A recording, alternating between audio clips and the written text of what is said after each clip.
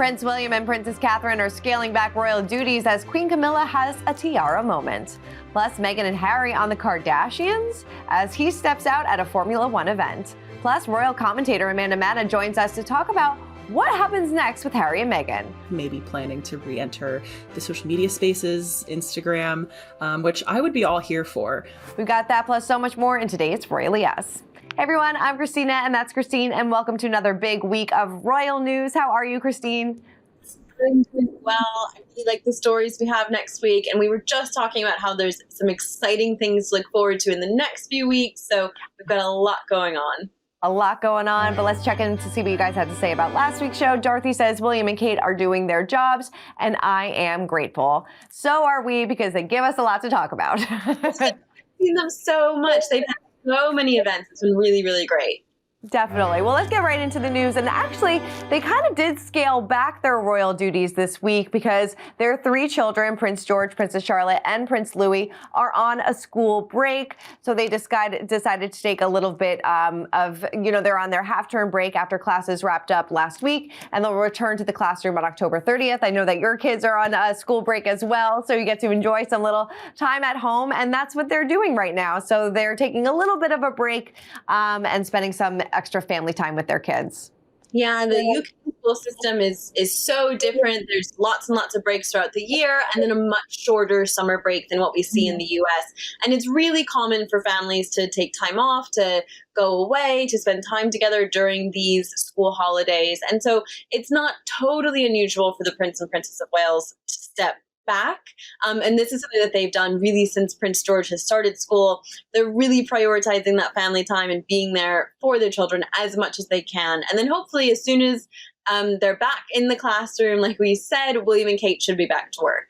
Yeah, back to work, back to duty. All right. Well, Charles and Queen Camilla attended a dinner at the Mansion House to recognize the City of London's civic institutions and livery companies, as well as the City Ancient and Modern Trade Guild. So during an address, he praised British citizens for channeling humor to overcome issues like the rise of artificial intelligence and climate change. He said, "Our ability to laugh at ourselves is one of our great national characteristics. Just as well, you may say, given some of the vicissitudes I have faced with frustratingly failing fountain pens this past year." I love that he's taking a little jab at himself because, as we remember, he got very, very frustrated with that fountain pen. I'm sure it was probably at the time a moment that he thought would never see the light of day, and now it's become this almost iconic clip. I mean, it still makes me laugh, and I love that he's poking fun at himself. Really just sort of shows his humorous side, a bit of sort of down-to-earth nature. I mean, I really loved this I love it. Any chance that we can watch that video again makes me smile. So it definitely does. Well, at that event, Queen Camilla wore one of Queen Elizabeth's favorite pieces, the Girls of Great Britain and Ireland tiara. The king, like I said, attended a special dinner at the Mansion House. And, this was such a lovely moment. And we love a tiara moment. And for the occasion, she actually repeated a black Bruce Oldfield gown with sparkling silver vine detail, but of course the star of the show was that tiara. So what did you make of this? I mean, that tiara is a fan favorite. Everybody loves it. I think it has the most charming name as well. It's called the Girls Tiara, the Girls of Great Britain and Ireland tiara. I think Camilla looked incredible. The entire look was so regal. I mean, she was a queen. There was no denying, how amazing. She looked very regal, and it was a great moment. And I also think that by choosing a tiara that was it was iconic for Queen Elizabeth, it's a huge fan favorite. It got a lot of people talking about it, sort of got that image out there a bit more so that we could see Camilla as queen, because she is the queen now. She really is. And this was a statement, and she looked absolutely radiant. All right, moving over to Princess Eugenie. Of course, she's a member of the British royal family, but she's not immune to getting starstruck by other famous faces. She said on her podcast alongside her sister, "Have you seen that TV show called Sister Sister?" Remember that TV show? It was on Nickelodeon, and it was that Sabrina the Teenage Witch and Kenan and Kel, which were our favorite shows. I met one of the sisters, Tia, the other night, and oh my gosh, I was so overexcited. She said I was like, oh my God, and I took a picture and sent it to Beatrice, and it was every 90s child dream in front of me. I obviously behaved like an idiot the other night, but yeah, I do get starstruck. I think it's more about respect. I love this. I'm sure Tia was just as starstruck to meet her as well. I do wonder when you're in situations and you sort of, you always think the other person's more famous and important. And so it must be funny to sort of be in that situation where you're like, no, I'm impressed to meet you. No, I'm impressed to meet you. But again, it's so relatable and down to earth. And we think that they're these really sort of almost untouchable people. We put the royals up on the pedestal. But as we always say, they're just like us. They're just like us. And I love this podcast too. They got really real about being royals and how people actually come up to her and be like, well, you're better looking in person. And she's like, oh, wait a minute. It's like, and that it was a lot for her to kind of decide to put her life out there on Instagram and what to put out and what to keep close. So I love when royals get real. We say this all the time, as with Fergie's podcast, this podcast, it's nice to see them kind of, talk to us like we're normal people. Because like you said, they're just like us. Yeah, totally. And I think there used to be this idea that if we got too close to the royals, we wouldn't think that they were important anymore. They'd sort of lose their shininess. But I think the opposite ends up being true. They sort of become more interesting, and somehow we're just like more in love with them when they sort of tell us these really charming, quirky stories. You're so right. All right, well, let's spill some royalty. And Prince Harry was photographed enjoying the Formula One U.S. Grand Prix in Texas on October 22nd. He was a VIP guest, as I'm sure he would have been, of the Mercedes-AMG F1 team. So this was nice to see him kind of out and about, sporting some shades, looking very cool. So good for Harry. Yeah, we sort of... We talk a lot about what his next move might be. What does their career look? And we talk about that later in the show. What does their career look like from here? And so these appearances are sort of interesting because it's great to see him out, sort of raising his profile in a certain way, but there's still no clear direction on what he's doing with his profile, what he's doing with his platform. Maybe in the next few weeks or months, we'll sort of see that, that direction cleared up a bit. Definitely. Well, I don't know if this is the next direction of Harry and Meghan, but there's some rumors going around that they might make an appearance on the Kardashians. So insiders close to Kris Jenner and the Duke and Duchess of Sussex say that Kris is vying to get the royals to appear in their hit Hulu show as their friendships evolve. So the insider told Bella Magazine via The Mirror, it's no coincidence that the Kardashians all move in the same circles as Meghan's new circle. I don't know about this, but I really can't see this happening.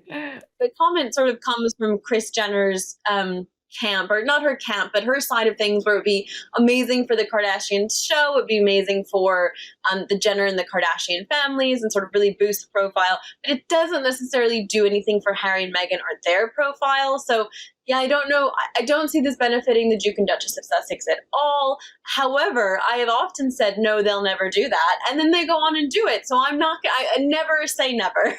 Never say never. They always surprise us. Well, we're going to keep talking about Harry and Meghan and what they could do next. And joining us to break down the royal rules this week is royal commentator Amanda Matta. So take a look. Do you think that maybe they will have a reality TV in their future in some sort of way? I don't know. So one thing with Harry and Meghan is they are very interested, I think, in curating their image. So a traditional reality TV show, unscripted, I don't know if that's in the cards for them, just because you're inviting so much discussion about your private lives when you invite a reality show into your space. But something like we saw with the Netflix documentary, a continuation of that, a behind the scenes look at them and their projects in a more curated kind of sense. I think that is something we could definitely look out for in the future. So we do talk about this a lot, sort of what's next. We're all interested to see in what trajectory they sort of send their career off in next. Mm-hmm. What would you like to see them do maybe in the next 12, 18 months to sort of push their careers forward? Well, like I said, curating is a big word for me when it comes to the Sussexes. So they've done that in things like promoting their charity work with their foundation. promoting different projects that they've backed as producers, things like that. So I would love to see them continue down that route, maybe highlighting some different charity work over the years, showing us what they've been doing behind the scenes, but also curating in a more personal sense, I think makes a lot of sense for them. We know Meghan used to have her lifestyle blog, The Tig. There's been some buzz that she's planning to bring that back, maybe planning to re-enter the social media spaces, Instagram, which I would be all here for. I don't think you're going to be getting a completely unfiltered look on their social medias or on a lifestyle type of blog, but I think that could be an instrumental piece in making them personalities once again that we can kind of bring into our daily lives.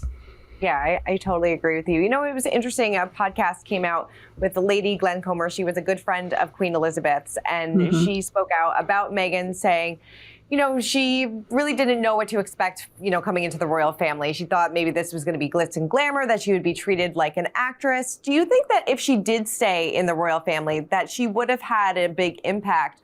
Or do you kind of agree with Lady Glencomer saying that she kind of thought that this was going to be the glitz and glamour lifestyle, but in all actuality, she said being a royal can sometimes be pretty boring?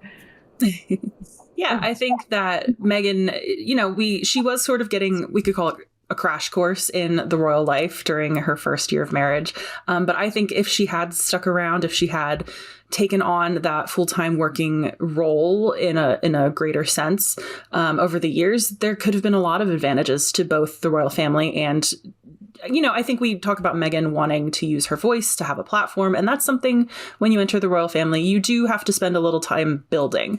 And to me, it's a tragedy that so many outside circumstances prevented that from happening, because she would have been a great asset around the world, especially in the Commonwealth, in America, where we know now that the royal family wants to have a foothold. We've seen Prince William come over here for his Earthshot Prize. So there were some opportunities lost, I think, definitely.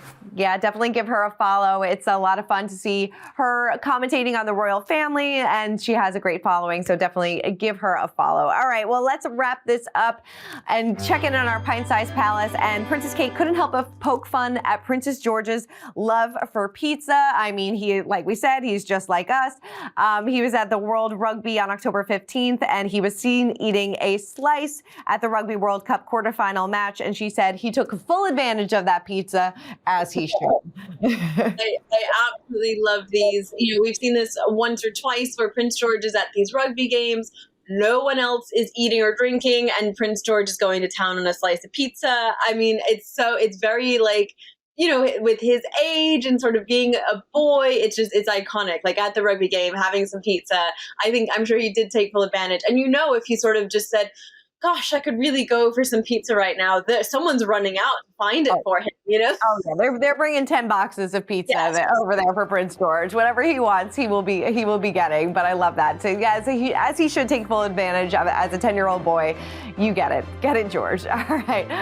Well, that is it for this week's episode of Aurelia's. Christine, thank you so much, as always. Fun. And again, we have some exciting stuff coming up, some big royal events to look forward to. Definitely some big royal events to look forward to. All right, well, guys, keep commenting, keep subscribing, and we'll see you next week. Bye. For more news, content, and exclusive interviews, make sure to hit the sub, like, and bell button down below and visit usmagazine.com.